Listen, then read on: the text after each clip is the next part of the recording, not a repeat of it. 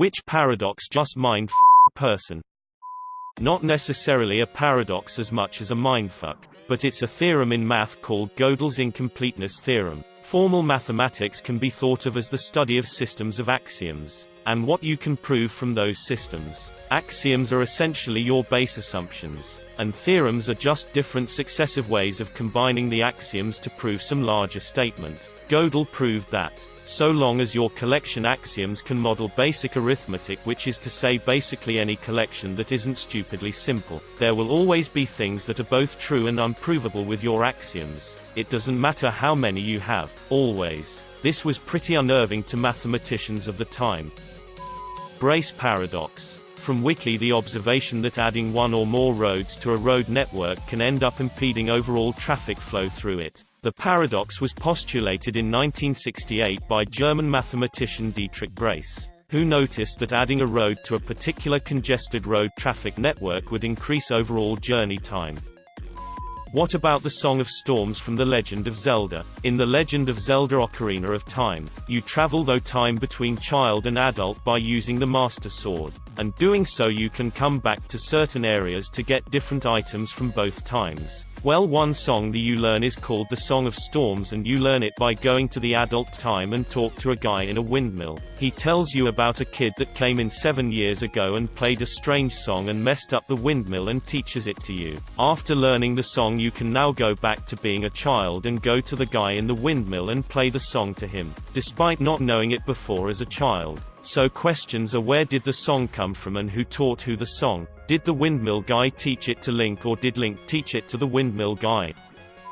So I know this is just a silly thing, but at my old work, my department was food service. In our prep room, you had to always wear an apron, always. No exceptions. When leaving the prep room, you had to take your apron off to prevent cross-contamination. The bosses were trying to figure out where to put the hooks, inside in the back of the door, or outside on the wall.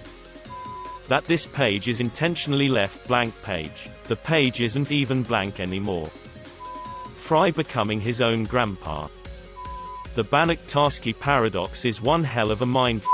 It's basically taking something, and rearranging it to form another exact copy of itself while still having the complete original. Like taking a sphere, which has infinite points on it, and drawing line from every point on its surface to the center, or the core of the sphere. Then you separate the lines from the sphere, but because there is infinite points you now have an exact copy of the original sphere. It's kind of hard to explain here, so just watch the Vsauce video on it for a more in-depth explanation.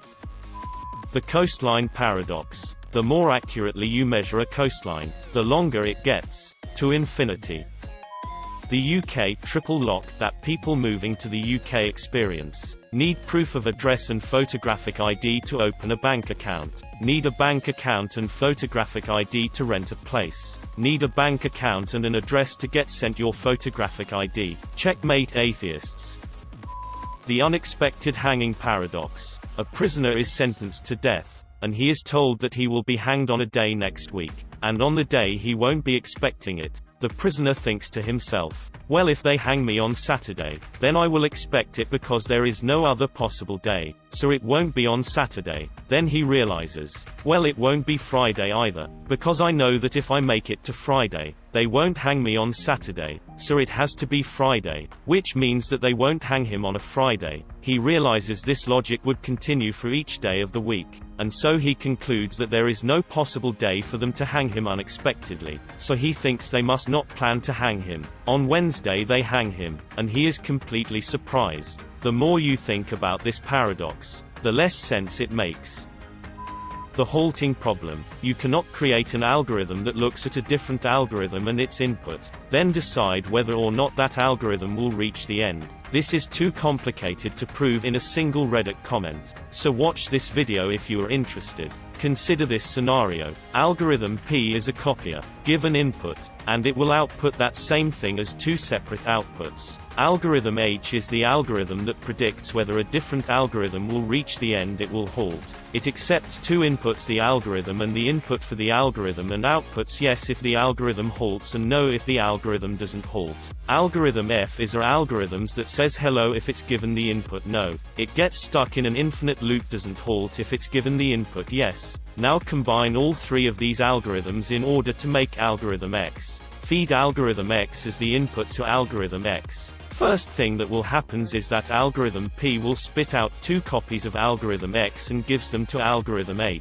Algorithm H now has to decide whether algorithm X will halt if given algorithm X. If algorithm H says yes, X will halt, it will cause algorithm F to get stuck, and therefore X will not halt. If algorithm H says no, X won't halt, it will cause algorithm F to just say hello, and therefore X will not halt. Either way, algorithm H is wrong. It's impossible to design an algorithm that can correctly predict whether any arbitrary algorithm will halt given a given input.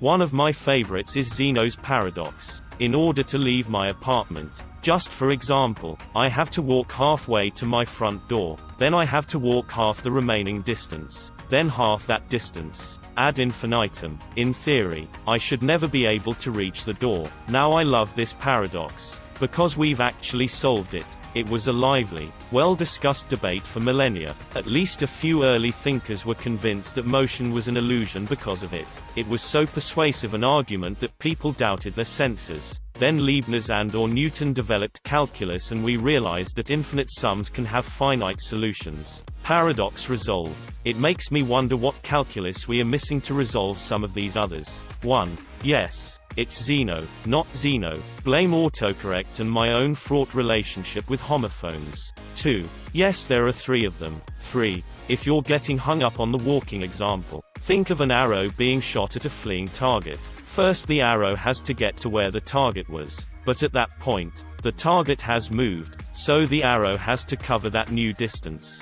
But by then, the target has moved again, etc. So the arrow gets infinitesimally closer to the target, but doesn't ever reach it. 4. Okay, you think you could have solved it if you were living in ancient Greece. I profoundly regret that you weren't born back then to catapult our understanding 2 millennia into the future. 5. Yes, I agree Diogenes was a badass. I hope this covers everything.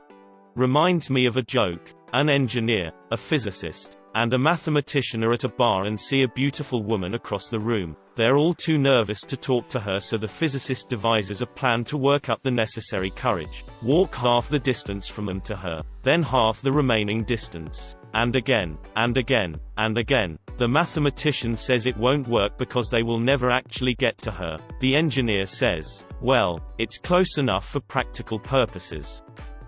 The ship of Theseus always kind of f***ed me. So, there's this Greek dude called Theseus, and he's on a very long boat trip home. His ship needs repair. They stop, replace a few rotten boards, and continue. Due to the particularly strenuous nature of this very long trip, several more of these stops for repairs are made, until, by the very end, not a single board from the original vessel remains. Is this still the same vessel? If not, when did it cease to be? Douglas Adams once shared an anecdote of this concept in practice. I remembered once, in Japan, having been to see the Gold Pavilion Temple in Kyoto and being mildly surprised at quite how well it had weathered the passage of time since it was first built in the 14th century. I was told it hadn't weathered well at all, and had in fact been burnt to the ground twice in this century, so it isn't the original building. I had asked my Japanese guide, but yes, of course it is, he insisted, rather surprised at my question. But it's burnt down, yes, twice, many times, and rebuilt. Of course, it is an important and historic building, with completely new materials. But of course, it was burnt down, so how can it be the same building? It is always the same building. I had to admit to myself that this was in fact a perfectly rational point of view. It merely started from an unexpected premise. The idea of the building, the intention of it, its design, are all immutable and are the essence of the building. The intention of the original builders is what survives. The wood of which the design is constructed decays and is replaced when necessary. To be overly concerned with the original materials, which are merely sentimental souvenirs of the past, is to fail to see the living building itself. For me, it's a very interesting example of how different cultures interpret the idea of continuity. For example, there is a shrine complex in Japan called Ai's Shrine, which is the most sacred locations in Shinto. Every 20 years, the two main buildings are dismantled and rebuilt, by hand, by hundreds of volunteers. This ritual is based on the idea of impermanence, death and renewal in Shinto, but it's also done to keep the skills of constructing the shrine alive throughout the generations. The same is done in many shrines and temples throughout the country. This is interesting to me because you could argue that the cycle of destruction and renewal with new materials is precisely what gives it its continuity. Jim is my enemy. But it turns out that Jim is also his own worst enemy, and the enemy of my enemy is my friend. So, Jim is actually my friend. But, because he is his own worst enemy, the enemy of my friend is my enemy. So, actually Jim is my enemy. But, Pinocchio says my nose will grow after I finish this sentence. Does it? Newcombs Paradox. There are two boxes, A and B. A contains either $1,000 or $0 and B contains $100. Box A is opaque, so you can't see inside. Box B is clear, so you can see for sure that there is $100 in it. Your options is to choose both boxes, or to choose only box A. There is an entity called the predictor, which determines whether or not the $1,000 will be in box A. How he chooses this is by predicting whether or not you will choose both boxes, or just box A. If the predictor predicts that you will 2 box, he will leave box A empty. If he predicts that you will 1 box, he will put the $1,000 in box A. He is accurate an overwhelming amount of the time, but not 100%. At the time of your decision, the contents of box A, i.e., whether or not there is anything in it, are fixed, and nothing you do at that point will change whether or not there is anything in the box. It is a paradox of decision theory that rests on 2 principles of rational choice. According to the principle of strategic dominance, there are only 2 possibilities, and you don't know which one holds. Box A is empty, therefore you should choose both boxes, to get $100 as opposed to $0. Box A is full, therefore you should choose both boxes, to get $1,100 as opposed to just $1,000.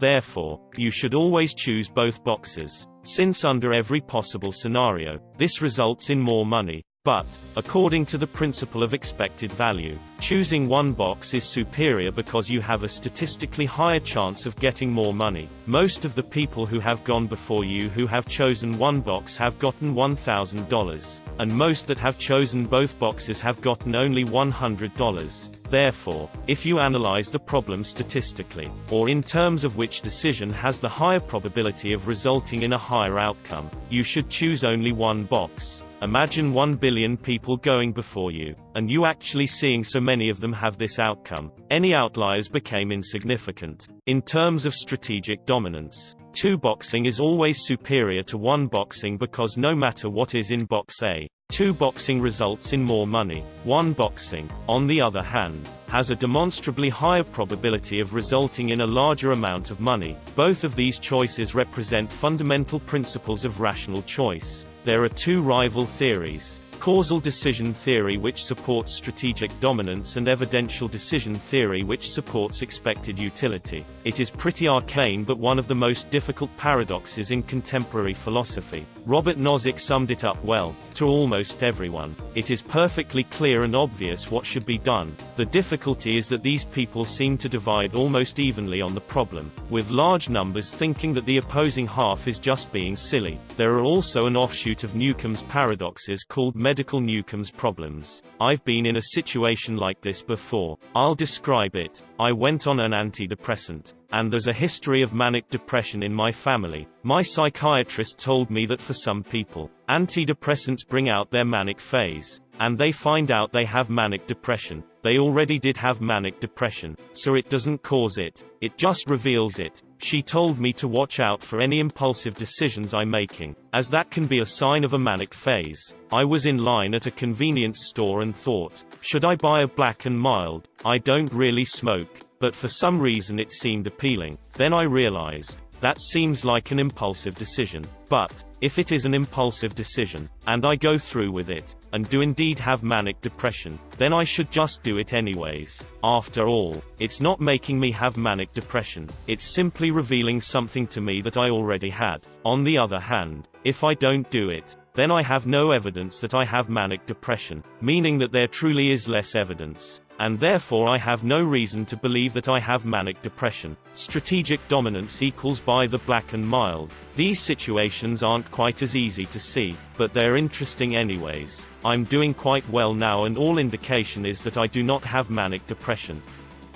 The Boltzmann brain. The idea goes something like this. In any system, there is a tendency for entropy to increase, which is another way of saying that everything tends to spread out. In a room full of gas, the gas fills the room. It does not pack itself in a corner. However, because of the weirdness of quantum fluctuations, it is possible for particles to just spontaneously arrange themselves into more complex configurations. It might take trillions and trillions of years, but if you watch that room full of gas long enough, sooner or later you would see all of the gas pack itself into one corner before spreading out again. Or, you might see the gas arrange itself into a fully functioning human brain, complete with false memories, sensors, and a brief spark of consciousness. Of course, entropy would quickly take over again. The brain would dissolve back into gas almost immediately. This is also hideously unlikely. But over an infinite time the laws of physics tell us this is not just likely, it is inevitable. So which are you, human, or Boltzmann brain enjoying the briefest moment of your fictional life before you dissolve back into space dust?